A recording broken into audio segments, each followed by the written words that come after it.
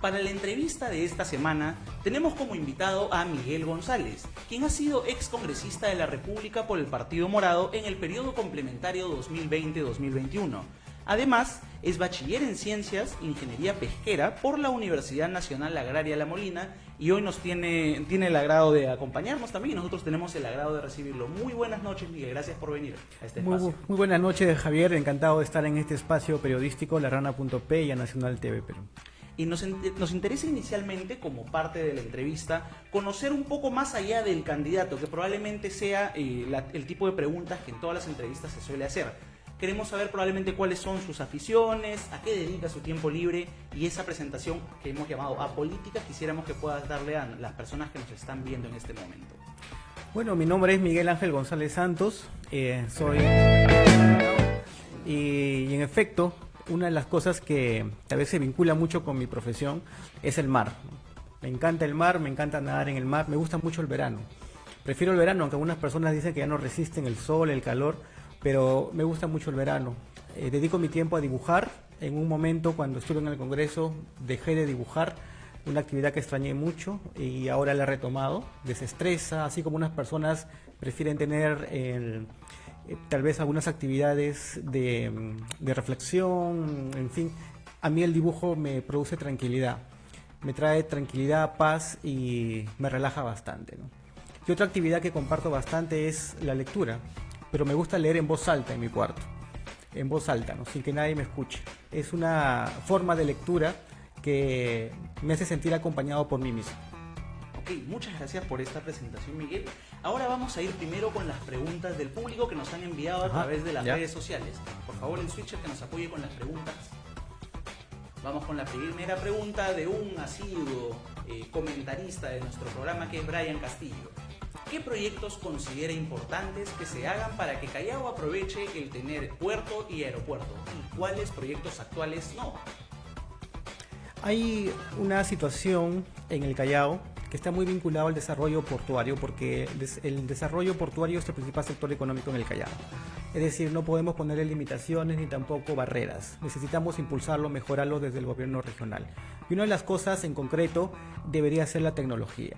Se ha formado un consejo de ciudad-puerto. Este concepto de ciudad-puerto estamos de acuerdo con ello, queremos impulsarlo. Y hay una agenda donde se han puesto lineamientos, una hoja de ruta que se tiene que trabajar varios años en realidad, porque no se ha avanzado mucho, ¿no? Una de ellas es la automatización, la digitalización de procesos y también el tema de poder generar mano de obra profesional en aduanas y comercio exterior. Creo que el gobierno regional tiene un gran reto aquí de poder impulsar la educación alrededor de sectores económicos que el Callao necesita y que tengamos nuevas generaciones preparadas para responder a la demanda portuaria. Hay algo que también es importante mencionar aquí, que la infraestructura vial no contribuye al desarrollo portuario.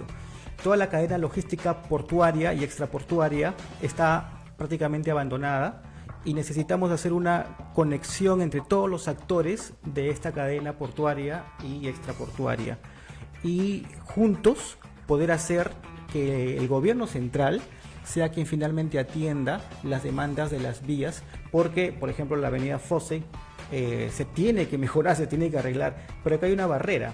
Justo te lo comentaba antes de la entrevista, ¿no?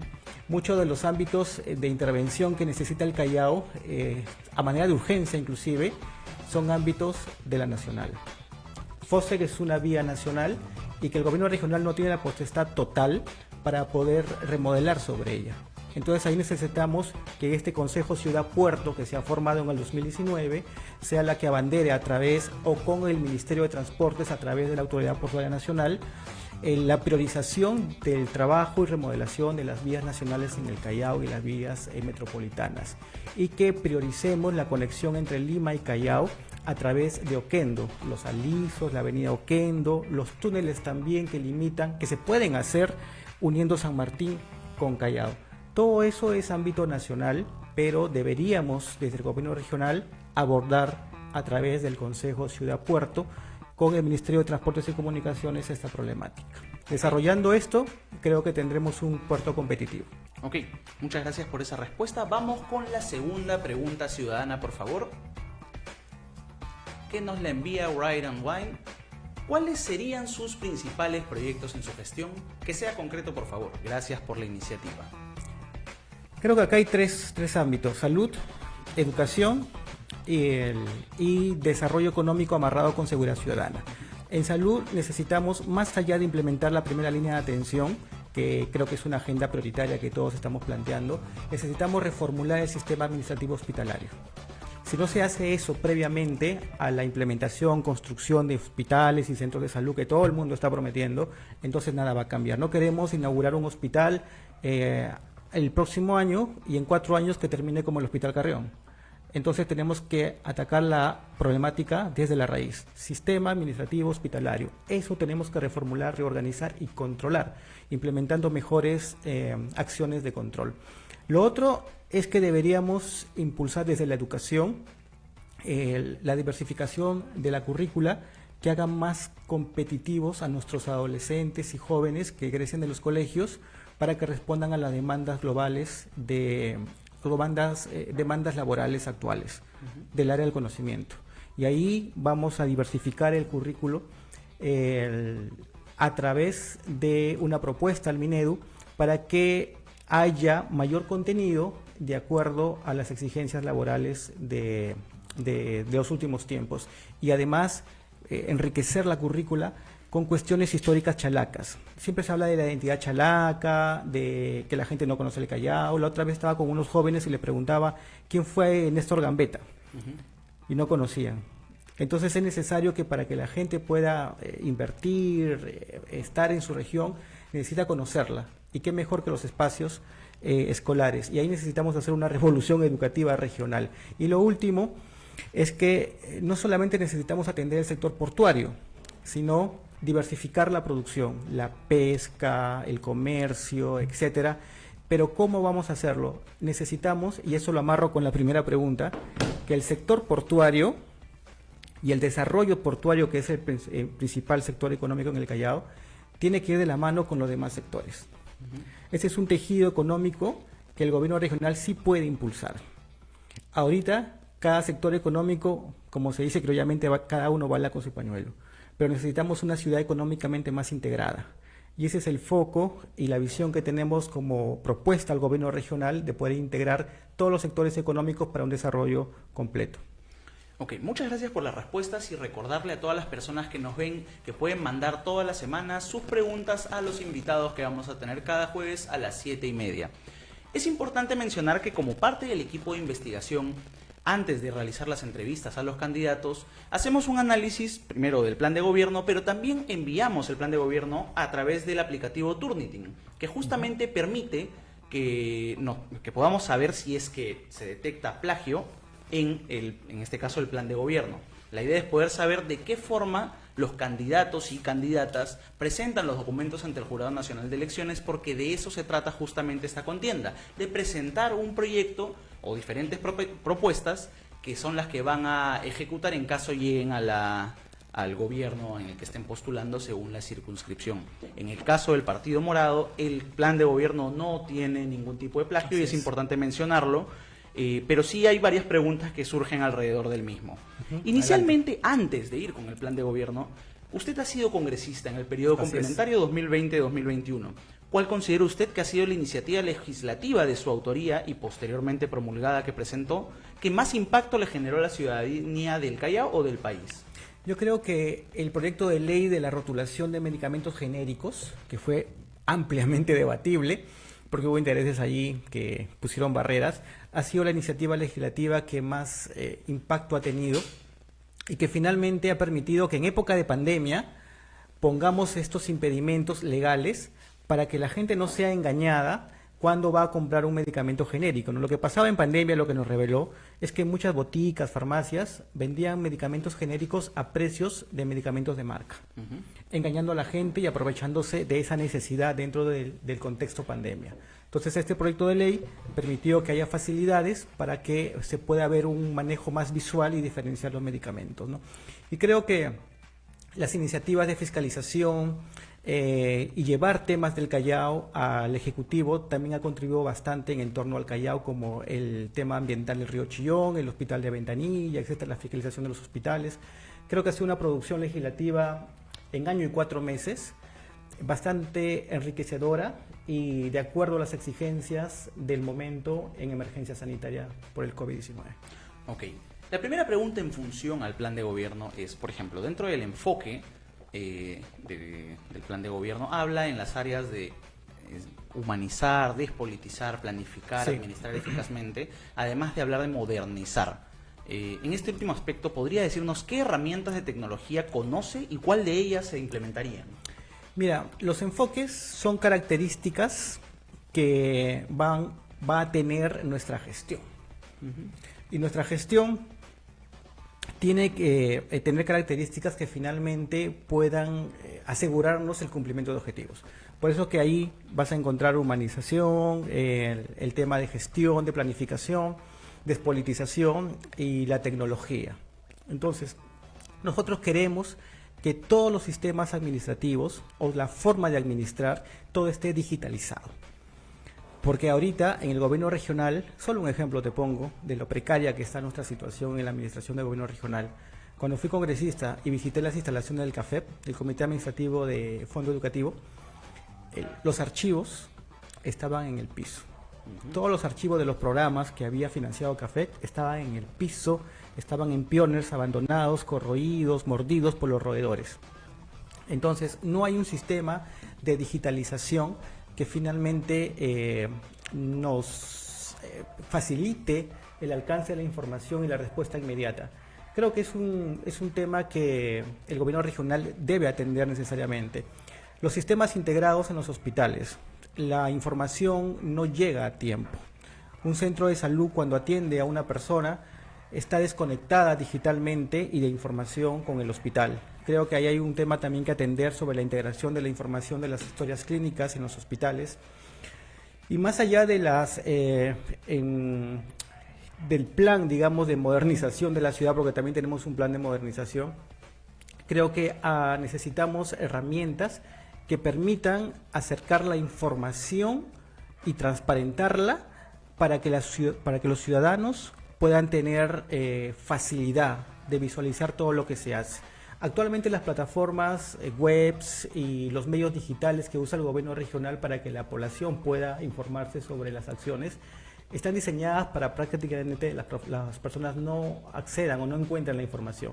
Y me pasó a mí, porque en tiempos de pandemia, cuando fuimos a la Dirección Regional de Salud, tuvimos que ir directamente a preguntarle a la encargada del área de comunicaciones en qué parte de la página web encontrábamos la data de la mortalidad por COVID-19 en el Callao.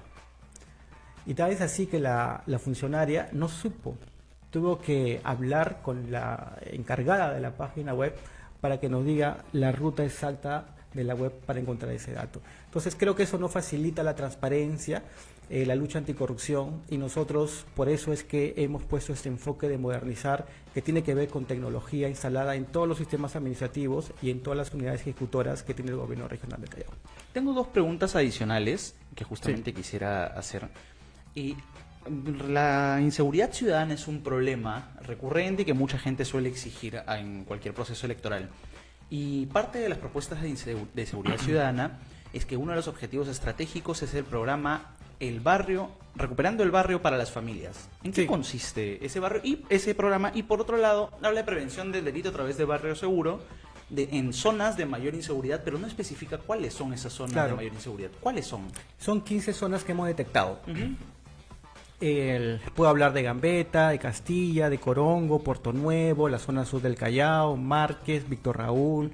Son 15 zonas de priorización, pero no quiere decir que son todas las zonas, sino que el plan establece 15 zonas que vamos a priorizar en esta intervención en el primer año con este programa de Recuperando el Barrio para las Familias. ¿En qué consiste Recuperando el Barrio para las Familias? No se necesita la creación de una nueva gerencia, ni sugerencia, ni área, porque está desarrollo social, que a través de esa gerencia se va a ejecutar este programa.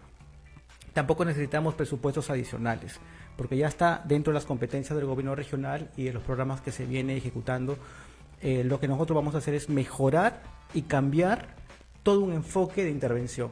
Es decir, el gobierno regional va a ir a estas zonas, a estas 15 zonas de prioridad, y vamos a entender las brechas sociales que existen en ellas. Porque de acuerdo a un informe que justamente en el programa Barrio Seguro se ha emitido, la delincuencia permanece y se intensifica justamente por la desatención de las brechas sociales de estas zonas. Entonces nosotros vamos a ir como autoridad regional, vamos a priorizar las brechas sociales en estas zonas y vamos a trabajar con los mismos pobladores y la misma juventud. Tenemos ahí también un subprograma que es la juventud, principal aliada de la lucha contra la delincuencia. Entonces nosotros creemos que trabajando con los jóvenes de estas 15 zonas es que vamos a poder evitar y prevenir, contribuir a la prevención de la intensificación de la delincuencia. ¿Qué pasa ahora? Que estas zonas están siendo dominadas por los malos elementos o las mafias. Y hasta la policía a veces no quiere ir porque dice, no, tengo que ir con algún conocido, no puedo entrar porque si no me botan. ¿Cómo puede ser que la policía diga, no puedo ir a esa zona porque me botan? Entonces, la única manera, Javier, de poder lograr el control como autoridad gubernamental, regional, es que el gobierno regional atienda estas demandas con prioridad. Si vemos un enfoque más externo, el regional, la delincuencia, esto no vamos a poder contribuir con la reducción. Necesitamos que en cada zona del Callao haya un plan diferente, diferenciar. En cada zona del Callao, y eso es un estudio que se ha hecho ya, los motivos de generación de delincuencia tienen algo particular. No es lo mismo hablar de Ventanilla, de Márquez, de la zona sur del Callao. Son problemas distintos todos. Por eso es que el enfoque y la estrategia para prevenir la delincuencia debe tener un enfoque distinto y debe ser diferenciado. Ok, eso es con respecto a inseguridad ciudadana. Pero por otro lado, ya más una pregunta quizá a título personal. ¿Qué opina usted de la igualdad de género? Necesaria en todo lo que hagamos. ¿Y por qué en el plan de gobierno no hay algo relacionado de manera expresa al respecto? Está dentro de nuestra descripción como ideología y lucha, dentro de nuestros pilares como partido. Pero dentro del plan de gobierno para el gobierno regional del Callao. Tenemos políticas y tenemos acciones para impulsar la igualdad de género. Lógicamente el plan que está colgado en el jurado es un plan bastante limitado porque solo nos permite 5 megas. Entonces no podemos subir imágenes, esquemas. Se pueden comprimir los PDFs. Se pueden comprimir, pero no tanto. ¿Ya? Entonces, pero sí, nosotros como política partidaria inclusive, o sea, no solamente como plan de gobierno, sino como política partidaria, ¿no? Hemos demostrado en todos estos años, pocos años de vida partidaria, que arriesgamos por la igualdad de género, por el enfoque de género. Pero si bien es cierto, es un aspecto importante porque justamente va ligado a derechos humanos que no deberían siquiera estar cuestionándose. Y me da justamente esa curiosidad de por qué razón no incluirla, justamente si es importante y el partido lo lleva a debate constantemente, ¿por qué no considerarlo en el Pero plan de está en la gobierno? matriz que hemos puesto, en la dimensión social. Ok. Ahí está. De ahí, por último, nada más consultarle respecto a dos consultas en relación a su afiliación. En 2021 usted solicita afiliarse a Juntos por el Perú. Sí. Sabemos que hubo este problema con el Partido Morado, que perdió la inscripción según el Jurado Nacional de Elecciones, después le devolvieron la inscripción, pero hay un intento de inscripción a Juntos por el Perú en 2021. ¿A qué se debió esto? Entendemos el contexto del Partido Morado, pero ¿por qué solicitar unirse a Juntos por el Perú en septiembre de 2021? Sí, mira, te explico. En ese tiempo, nosotros habíamos perdido la inscripción.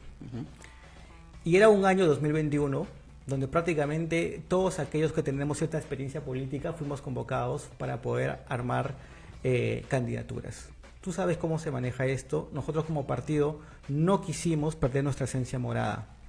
Es decir, si no tenemos inscripción como partido, no es que me inviten y me digan, y como que tuve propuestas, y varios de nuestros morados de Callao también tuvimos propuestas, para irnos a otros partidos y para postular, y nos ofrecían cosas. Y nosotros como ciudadanos chalacos, morados comprometidos con el Callao, dijimos, no vamos a irnos a ningún partido sin perder nuestra esencia morada. Conversamos con algunas fuerzas y tuvimos la iniciativa de poder impulsar un colectivo que una fuerzas para poder tener mayor fuerza y fortaleza en estas elecciones. ¿Por qué? Porque se asomaba Chimpún Callao, varios reciclados, procesados, sentenciados, se asomaban para poder postular. Entonces los ciudadanos y partidos limpios creímos la necesidad de poder juntarnos. Y en esa dinámica apostamos por un partido que respete nuestra ideología como partido morado y además respete nuestra identidad morada. Es decir, el colectivo morado, en el momento que perdió su inscripción, iba a conformar, unir fuerzas con otro partido para hacerle frente a los corruptos que venían procesados y sentenciados a postular. Y en esa dinámica es que creo que fue 1 de octubre o algo así. El 30 de septiembre. 30 de septiembre, que solicitamos una afiliación, en mi caso, a Juntos por el Perú, pero el 2 de octubre nos devuelven la inscripción al Partido Morado. Entonces ya no fue necesaria la afiliación a otro partido y más bien seguimos conversando con este bloque político para poder ver la manera, sin perder nuestra identidad partidaria, seguir trabajando. De todas formas, ¿por qué hago la mención a esto acá? Si bien es cierto, me menciona que se buscaba una agrupación en ese contexto, en que es muy distinto, claro, que pueda tener de alguna manera relación con los ideales del partido. Sin embargo, Juntos por el Perú ya era bastante conocido, que era no un aliado directamente del gobierno de Perú Libre, y no necesariamente que los ideales de Perú Libre se parezcan a los del Partido Morado. ¿Por qué Juntos por el Perú en todo caso? Nosotros hemos conversado con la dirigencia Chalaca. ¿Ya? Y ellos tienen una prioridad dentro de su agenda política, que es la preocupación por el futuro del Callao. Y en ese contexto, no en el nacional, encontramos muchas coincidencias. Y mucha gente valiosa y mucha gente limpia, también transparente, etcétera. Y en esas coincidencias es que decidimos sentarnos y conversar. Ahora, eso es lo que necesitamos, Javier. Por supuesto que porque sí, mucha gente no tiene la capacidad de poder dejar sus creencias ideológicas partidarias a un lado para poder intensificar más bien las causas comunes que tiene en pro del bienestar del Callao. Entonces nosotros como morados sí tenemos esa capacidad de poder sentarnos con otros partidos. Mira lo que pasa ahorita con la gobernación y la provincial. Un divorcio. Un divorcio político tremendo y no tienen la capacidad de poder comunicarse en pro del Callao. Nosotros sí estamos demostrando, antes de llegar justamente a ocupar un cargo público, que tenemos esa capacidad. Ok, muchas gracias a nuestro invitado, a Miguel González, quien es candidato al gobierno regional del Callao por el Partido Morado.